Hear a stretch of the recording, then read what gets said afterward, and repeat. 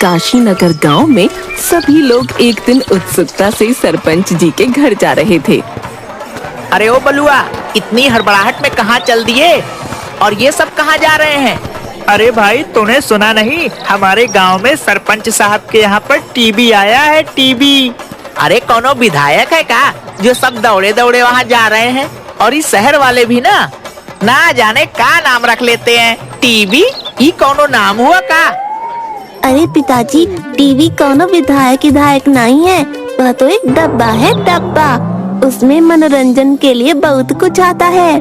अरे ओ सुमन, तूने सुना सरपंच साहब के यहाँ नया टीवी आया है? क्या टीवी? हाँ, हम सब तो जा रहे हैं देखने। अरे रुको, मैं भी आती हूँ। सब लोग गांव में टीवी देखने के लिए सरपंच साहब के घर में इकट्ठा हो जाते हैं।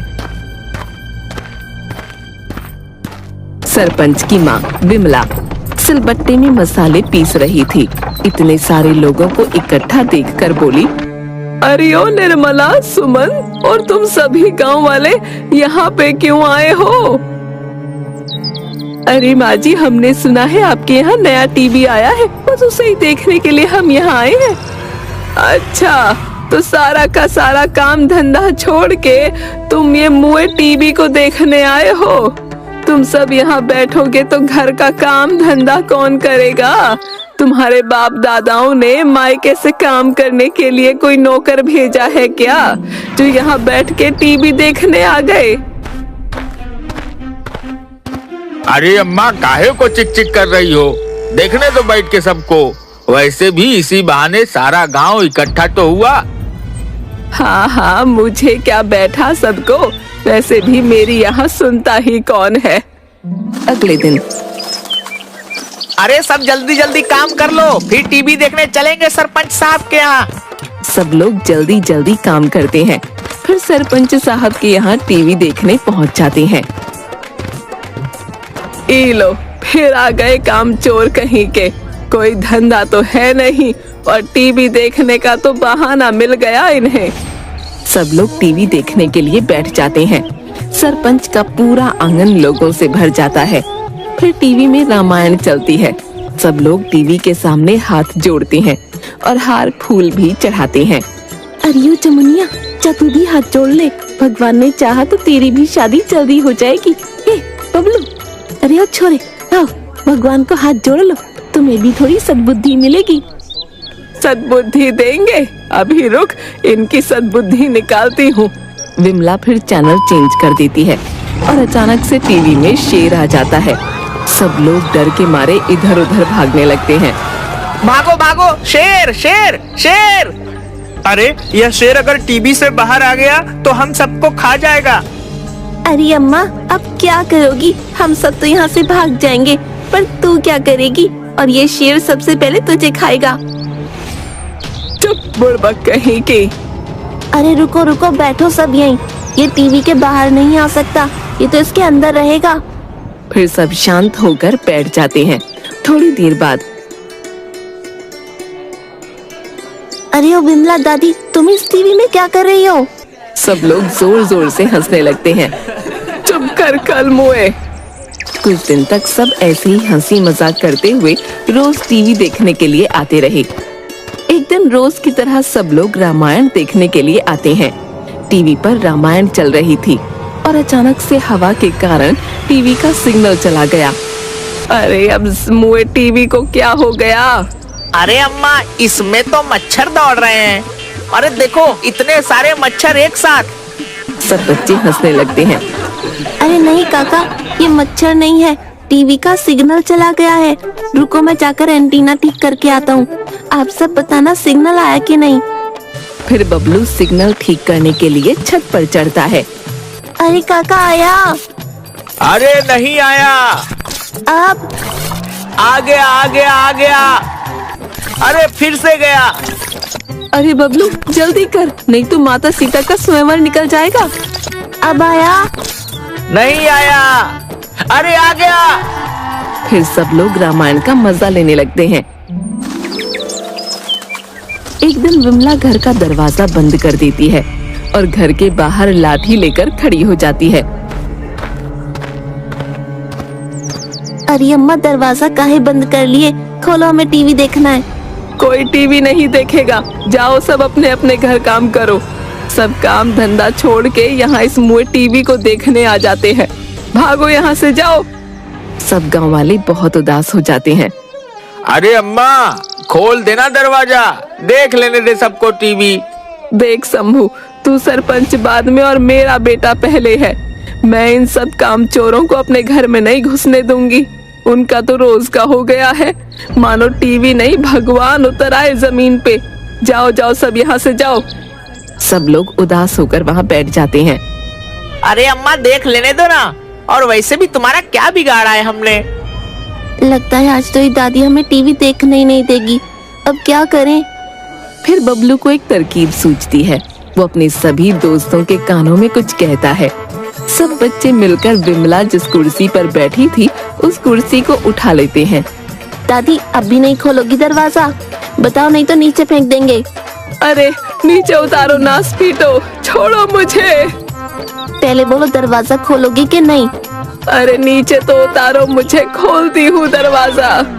फिर विमला दरवाजा खोल देती है और सब लोग फिर से टीवी का मजा लेने लगते हैं। एक दिन सभी लोग रोज की तरह टीवी के लिए इकट्ठा होते हैं। सब आश्चर्यचकित हो जाते हैं। टीवी कहाँ गई? अरे अम्मा, कहाँ छुपा दिया टीवी को?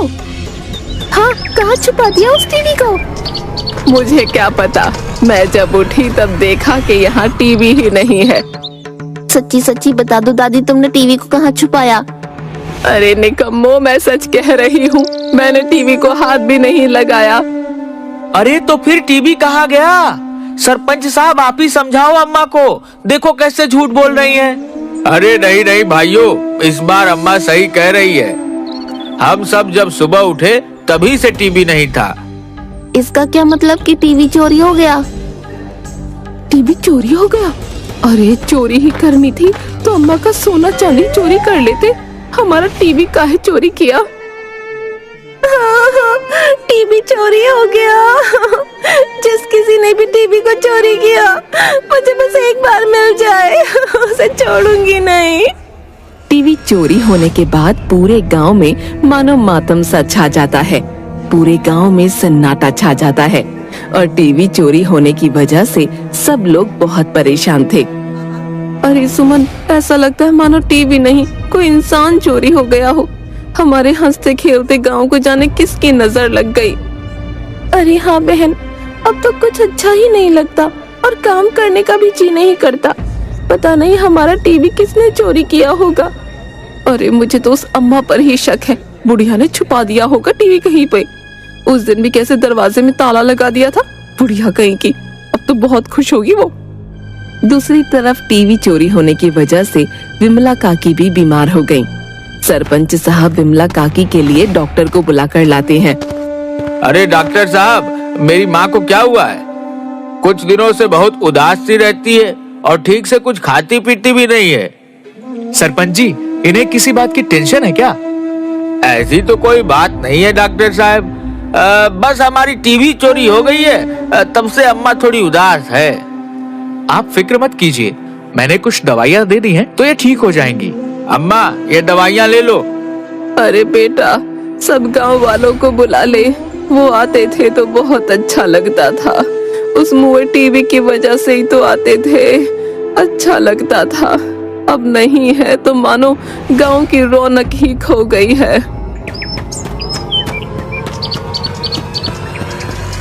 सरपंच साहब, सरपंच साहब, अरे ओ गांव वालों, सुनो सुनो, एक खुशखबरी है। सरपंच और गांव वाले सब इकट्ठा हो जाते हैं। अरे बलुआ, इतना खुश काहे लग रहा है? और ऐसी क्या खुशखबरी लेकर आया है? अरे हमारी टीवी मिल गई। क्या टीवी मिल गई? कहाँ है? कहाँ मिला तुझे? अरे मैं पास के ही गांव में किसी काम से गया था तो उन लोगों ने हमारी टीवी को चुरा लिया और अपने गांव के चौपाल पर लगा दिया उसे। उनकी इतनी हिम्मत कि हमारी टीवी चुराकर गांव के चौपाल पर लगा दिया। अरे पर रुको, ये भी तो हो सकता है ना कि वह उनका खुद का टीवी हो? अरे नहीं नहीं सरपंच साहब, मैंने खुद इस बात की पुष्टि की है, वह हमारा ही टीवी है। आपको याद है एक बार बबलू और इन बच्चों ने टीवी पर कुछ निशान बना दिया था, वैसा ही निशान उस टीवी पर भी है। तो वह टीवी हमारा ही है ना। पास के गांव वालों ने हमारा टीवी चोरी कर लिया। उनकी इतनी हिम्मत कि सरेआम हमारी टीवी को चोरी करके चौपाल पर लगा दिया। चलो भाइयों, हम सब चलकर उनसे अपना टीवी लेकर आते हैं।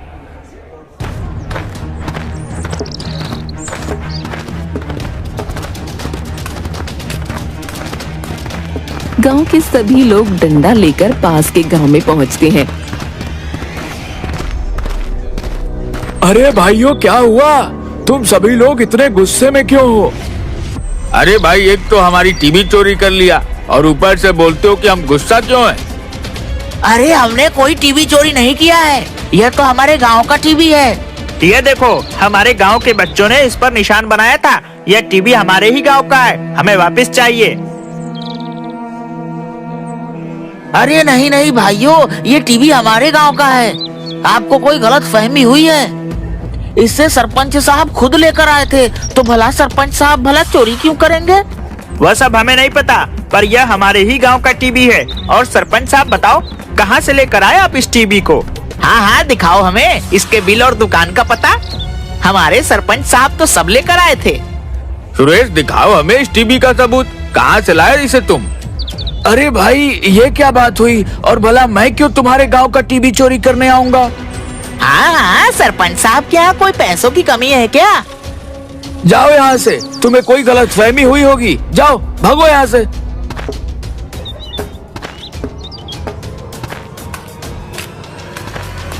अरे सरपंच साहब, मेरे पैसे। कितने दिनों से तुम्हारे यहाँ भटक रहा हूँ। अरे भाई, पर मुझे यह तो बताओ कि तुम्हें पैसे किस बात की चाहिए? रोज रोज आ जाते हो मुंह उठाकर पैसे मांगने। अरे याद करो, तुमने मुझे ये टीवी चुराने के लिए कहा था और कहा था कि अगर मैं ये टीवी चुरा लूंगा तो तुम मुझे 1 हफ्ते की शराब के पैसे दोगे, पर अभी तक तो 1 रुपया भी नहीं दिया। देखा, अब सच सबके सामने आ गया ना। अरे भाई, पर मैंने कब कहा था तुम्हें टीवी चुराने को? देते हो कि ये टीवी फोड़ दूं? और फिर बेवड़ा अपनी लाठी से टीवी पर वार करने ही वाला था कि तभी काशी नगर के लोग और पास के गांव के लोग उस बेवड़े के हाथ से लाठी छुड़ाते हैं। अरे भाई, यह टीवी हमारा है और यह सरपंच झूठ बोल रहा है। अगर यह बेवड़ा नहीं आता तो तुम में से कोई भी हमारी बात कभी नहीं मानता। भाइयों, मारो इसे। और सब सरपंच को मारने के लिए अपनी अपनी लाठी उठा लेते हैं। तभी पास के गांव के सरपंच की पत्नी आ जाती है। अरे अरे भाइयों, रुको रुको, मेरे पति को मत मारो। अरे भाभी जी, हटो सामने से। तुम्हारे पति ने काम ही ऐसा किया है, ऐसे कैसे छोड़ दे इन्हें? इसने हमारे गांव की रौनक छीन ली। इसी की वजह से हमारी बूढ़ी अम्मा बीमार हैं और तुम कहती हो इसे छोड़ दें? अरे भाइयों, मैं तुम्हारे सामने हाथ जोड़ती हूँ, मैं इनकी तरफ से माफी मांगती हूँ। वो बात कुछ ऐसी है कि इन्हें भूलने की बीमारी है, इन्हें याद ही नहीं रहता कि ये क्या कर रहे हैं। अरे ओ देवी जी, कौन सा पति? किसका पति? कौन हो तुम? और मेरी तरफदारी क्यों कर रही हो? और वैसे भी मैंने किसी का टीवी नहीं चुराया है। हटो यहाँ से। हे भगवान, तुम चलो घर, तुम्हें बताती हूँ मैं। अब तो आप सबको यकीन हो गया ना। सब लोग जोर जोर से हंसने लगते हैं।